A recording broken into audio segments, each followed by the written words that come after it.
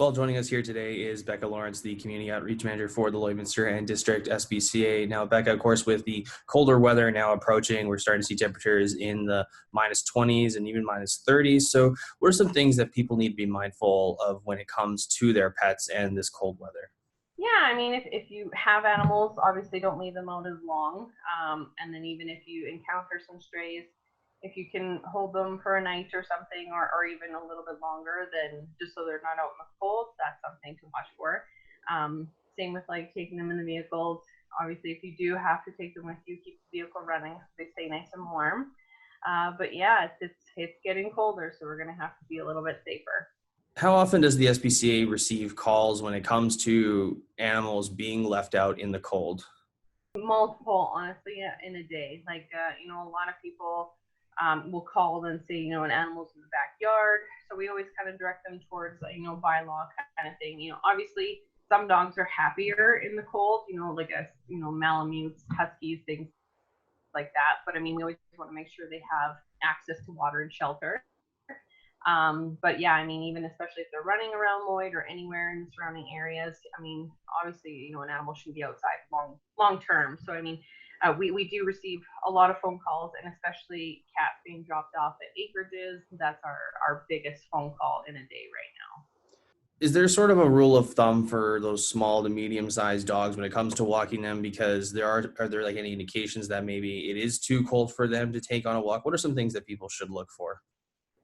Yeah, I mean, it all depends on what your animal's used to outside, right? I mean, if it's a big dog that loves being outdoors and is used to being outdoors, its feet are probably going to be okay. If it's an animal that's used to being indoors most of the day when it's cold or anything like that, again, like just watch them. If they're picking up their feet, then obviously they're getting a little bit chilly. So I mean, in that aspect, like just take them for shorter walks and maybe a little bit, more a couple more walks in a day, sort of thing. Or again, you can get those little, like we get lots donated from PetSmart, but PetSmart and all the pet stores here in town have all of them. They are quite funny when we try to put them on most dogs, but if it's something that your dog's used to, then that's great.